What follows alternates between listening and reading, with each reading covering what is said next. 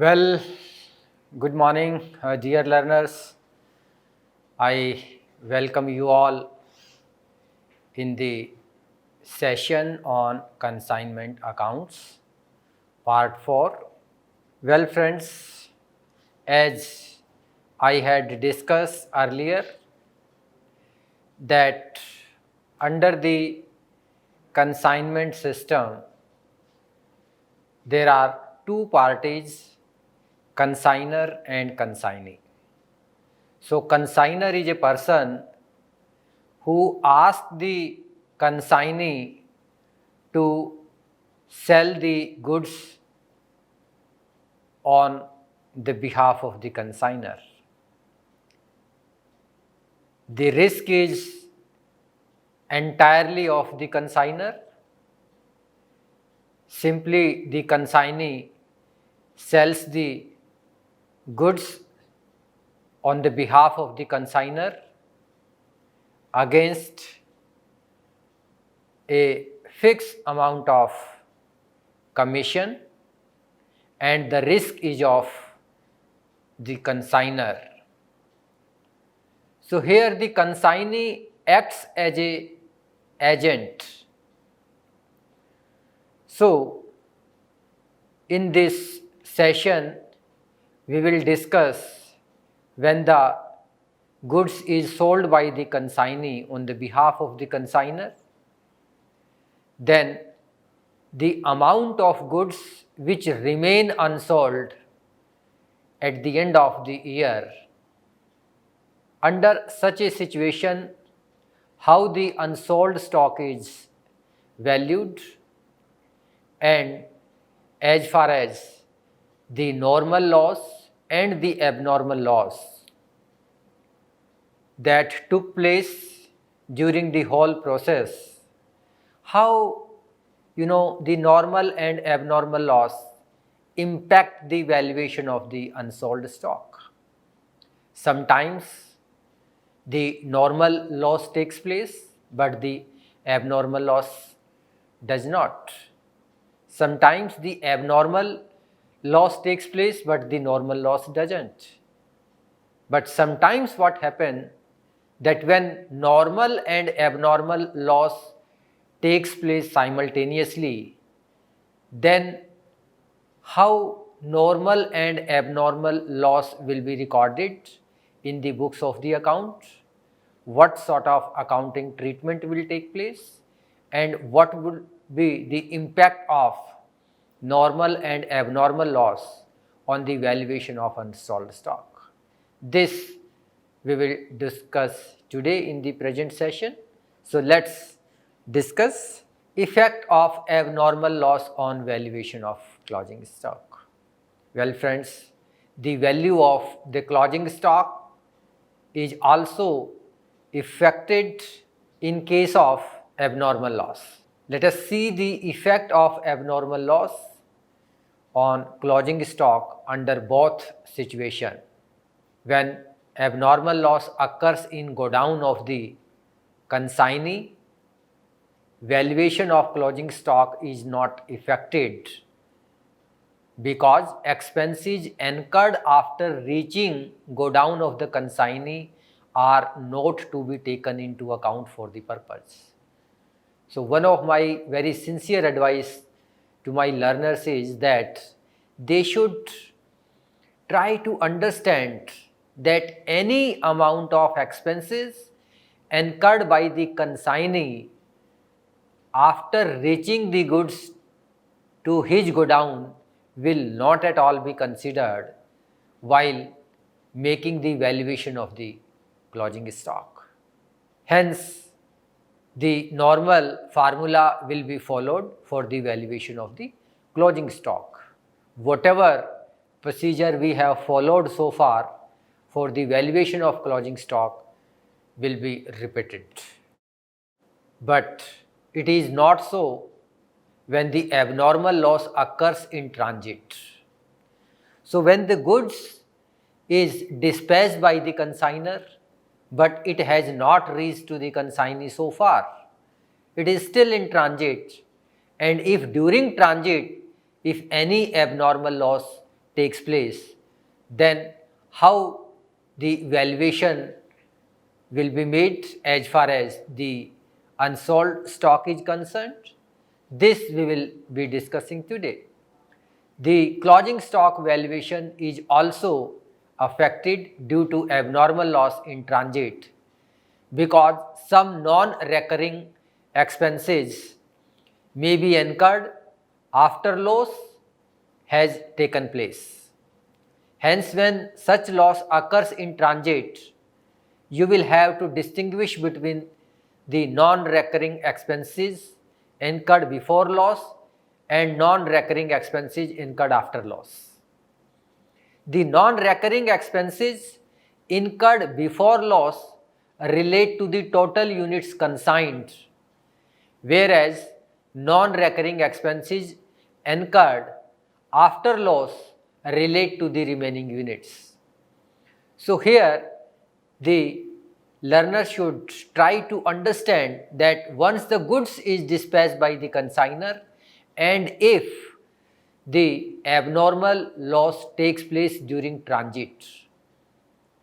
So if normal and abnormal loss takes place during transit and the non-recurring expenses are incurred by the consignee after the abnormal loss takes place, then we will have to see that any non-recurring expenses either incurred by the consignor or by the consignee will relate to the total units consigned, whereas any non-recurring expenses incurred by the consignee after the loss takes place, then only the remaining units will be taken into considerations while calculating the proportionate expenditure of non-recurring expenses on the valuation of the unsold stock.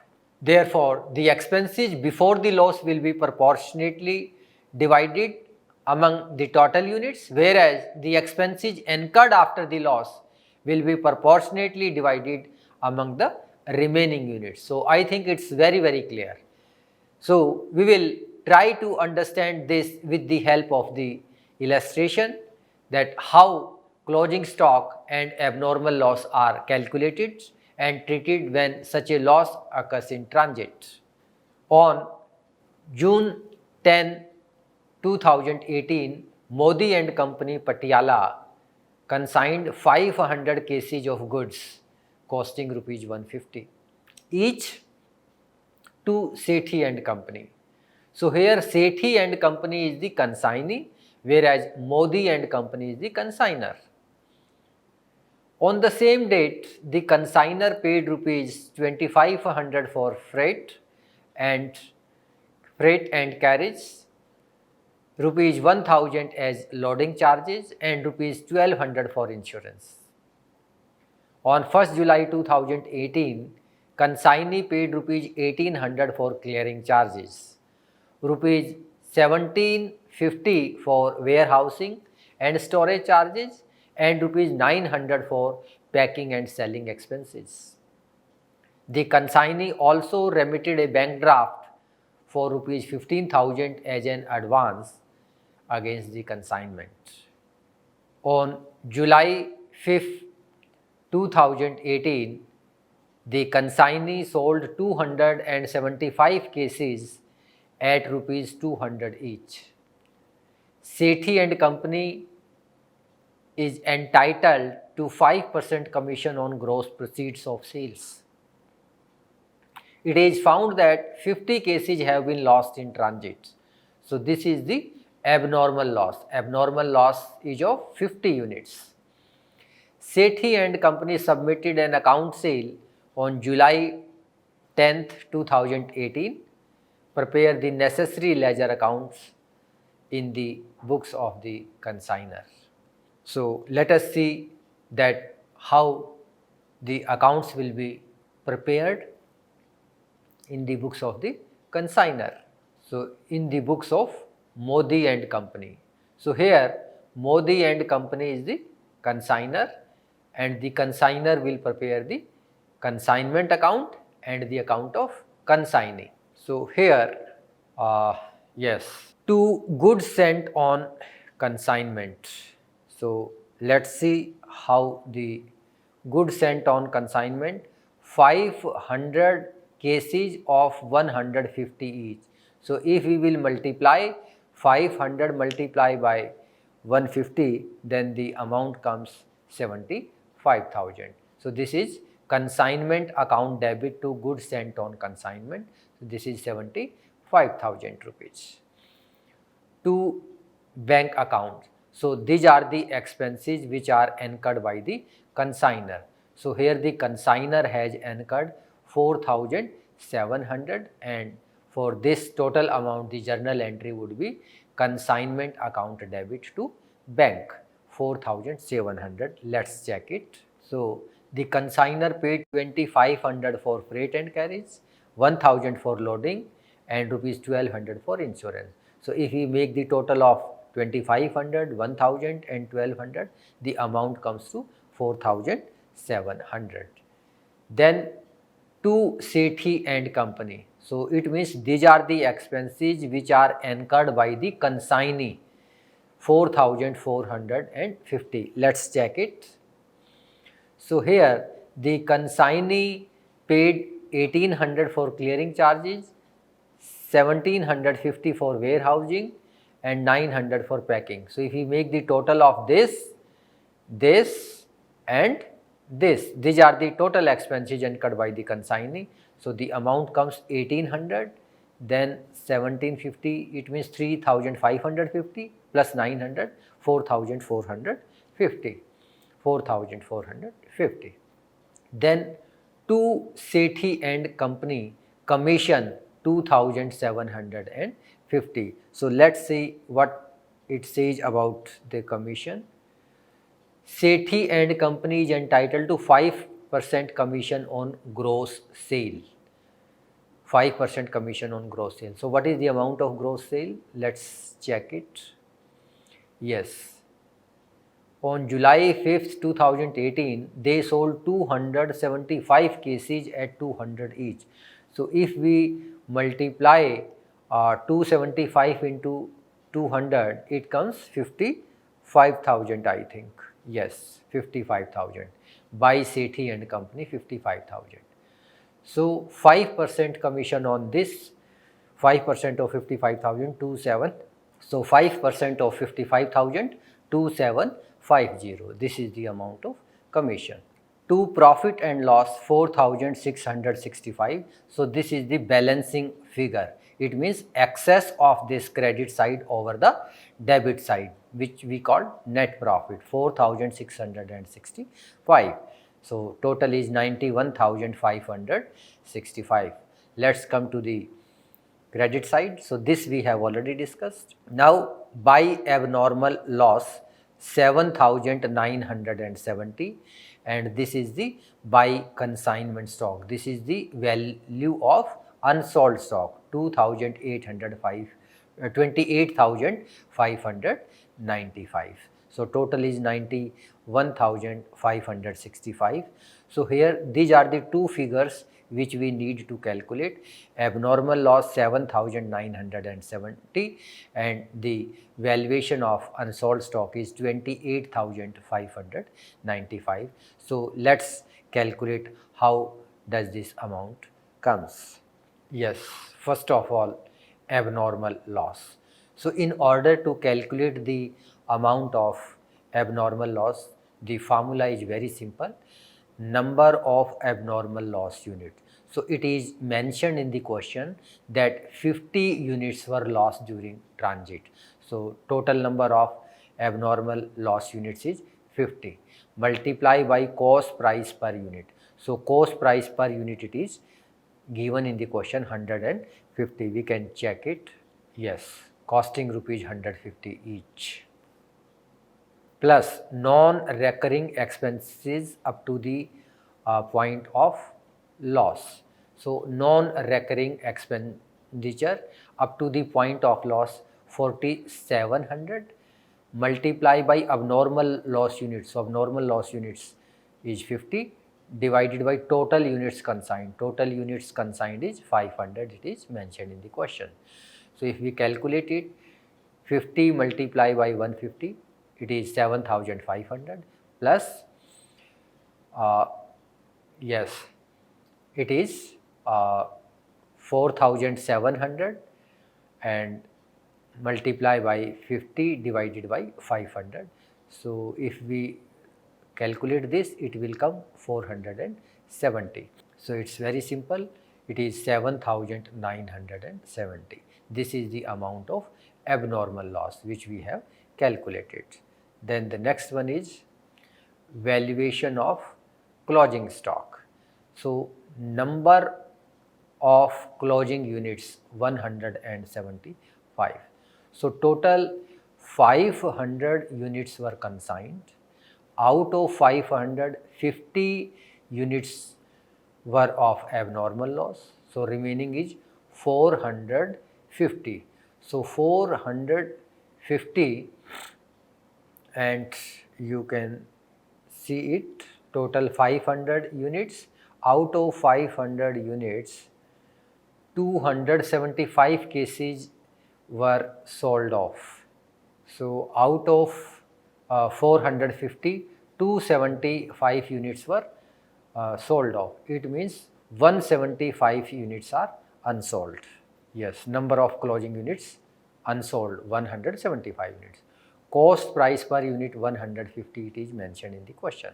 So cost of unsold stock is 175 multiplied by 150, it comes to 26,250. Now the non-recurring expenses before loss, it is 4,700, already given in the question, 2,500, 1,000 and 1,200. So total is 4,700. Since these expenses are incurred on total consignment on 500 units, the proportionate amount of expenses for the consignment stock will be, so these 4,700 amount represents the 500 units. So what it will represent if the number of units unsold is 175. So the amount come 1,645.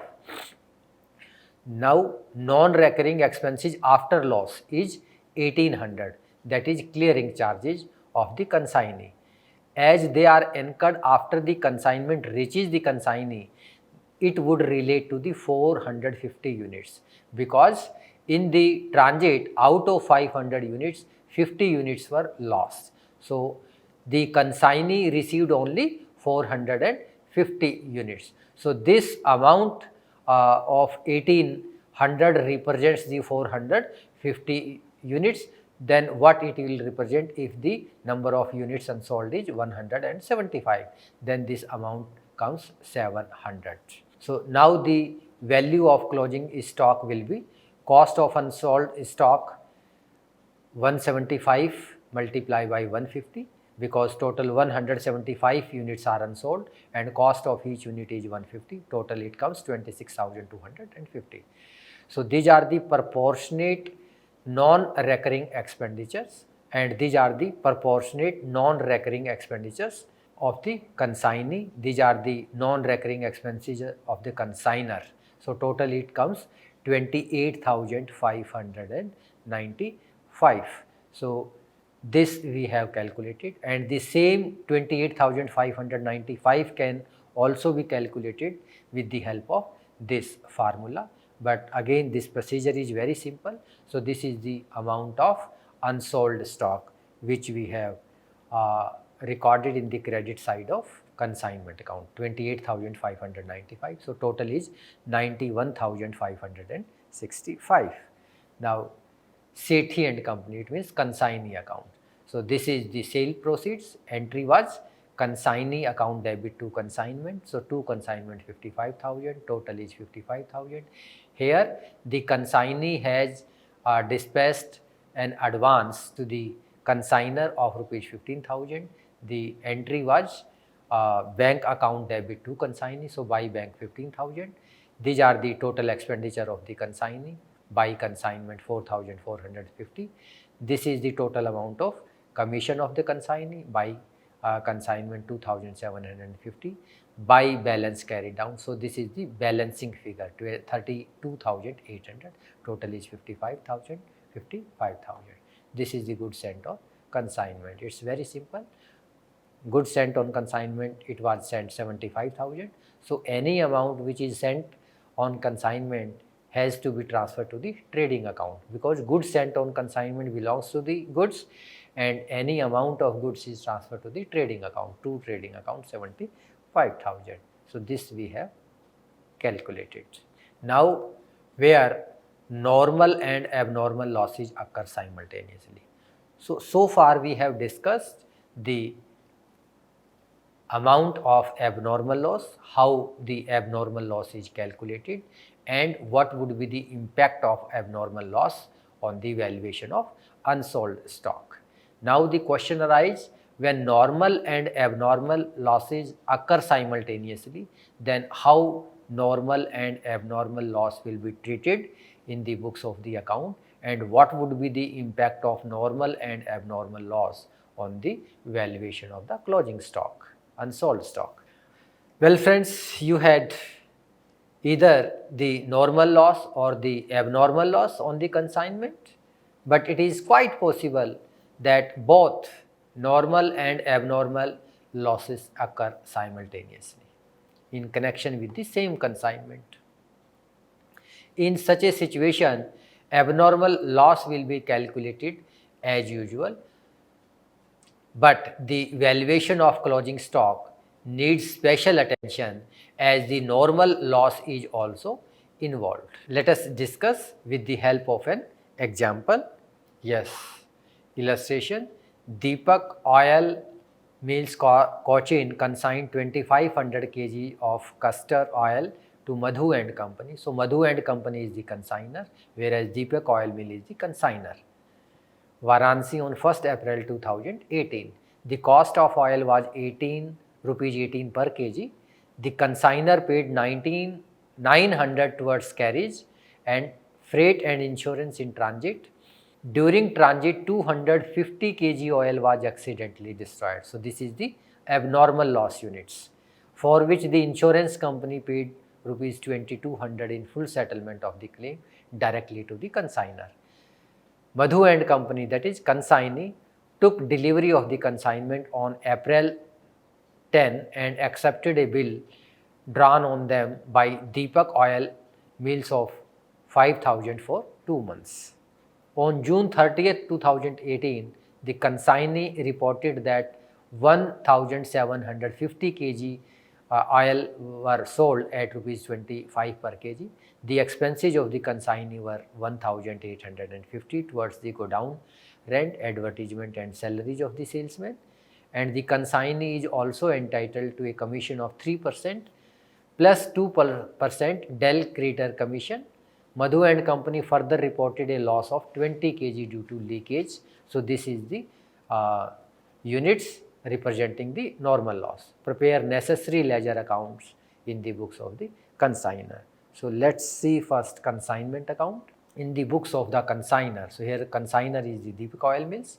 So consignment account. First of all, 2 goods sent on consignment. So let's see, 2500 kg, the cost of oil was 18 per kg. So if we will multiply 2500 kg of goods at the rate of rupees 18 per kg, it will come 45,000. 2 goods sent on consignment, 45,000. 2 bank consignor expenses. So these are the expenses which have been incurred by the consignor. It is mentioned in the question. These are the expenses incurred by the consignee. It is also mentioned in the question. To Madhu and Company, 3% commission, normal commission, 2% Dell Crater commission. So friends, as we had already discussed, that Dell Crater commission is also given on the gross sale until or unless mentioned otherwise. So here nothing has been mentioned. So therefore this 3% and 2%, total 5% commission will be given to the consignee on the gross sales. So here the gross sales is 43,750. So if you calculate 3% of this, it will come 1330, and if you calculate 2% on this, it will come 875. So total it is 2188. This is the net profit 7294. So this is the balancing figure, excess of this credit side over the debit side of the consignment account. Total is 57,232. So this is the sales 43,750. So it is mentioned in the question that only 1,750 kg oil has been sold, and the rate of oil sold per kg is, let's see, 1,750 kg oil was sold at the rate rupees 25 per kg. So if we multiply 1750 by 25, it comes to this 43,750. By abnormal loss, 250 kg, it is mentioned in the question that 250 kg oil was lost. So the value is 4,590, and this is the value of unsold stock 8,892.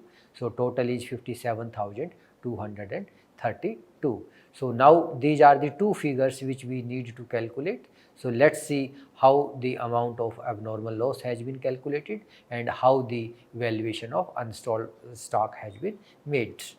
It's very simple. Yes. First, abnormal loss. So number of abnormal loss, it is mentioned in the question 250. Cost price per unit, it is mentioned rupees 18 per kg, plus non-recurring expenses before loss. So it is mentioned non-recurring expenses are 900 rupees. Multiply by abnormal loss units, so it is mentioned 250, divided by total units consigned, so it is mentioned 2500. So 250 multiplied by 18 is 4500, and if we calculate this, it comes to 90 rupees. So total is 4590. So this is the amount of abnormal loss. Now the next one is value of unsold stock, that is the closing stock. So it's very simple, number of units and cost, total quantity and cost of oil. Total 2500 units were dispatched, costing rupees 45,000. Add non-recurring expenses. So non-recurring expenses 900. So the cost is 45,900. Units remains the same. Less abnormal loss, 2500 units are abnormal loss, and the amount of abnormal loss we have calculated 4590. So after subtracting this amount from this, it comes 41,310, and it comes 2,250. After subtracting 250 from 2500, it comes this. Normal loss is also reported in the question, 20 units. So after subtracting 20 units from this, it comes 2230 units. Amount is 41,310, because from the normal loss nothing has been realized. Number of units sold 1750. So out of 2230 units, 1750 units have been sold. So it means unsold units are 480. So now we can calculate the value of 480 units will be, yes, it is the value of 2230 units is 41,310. It means this cost of 41,310 is representing 2230 units. So what it will represent if the number of units unsold are 480? It will comes 8,892. So this is how we have calculated the 8,892 is the value of unsold stock, and 4,590 is the amount of abnormal loss. Now abnormal loss account, very simple, 4,590 we have already calculated.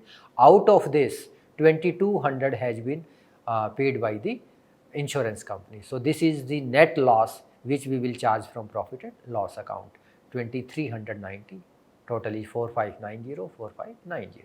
This is the consignee account. This is the sales amount 43,750.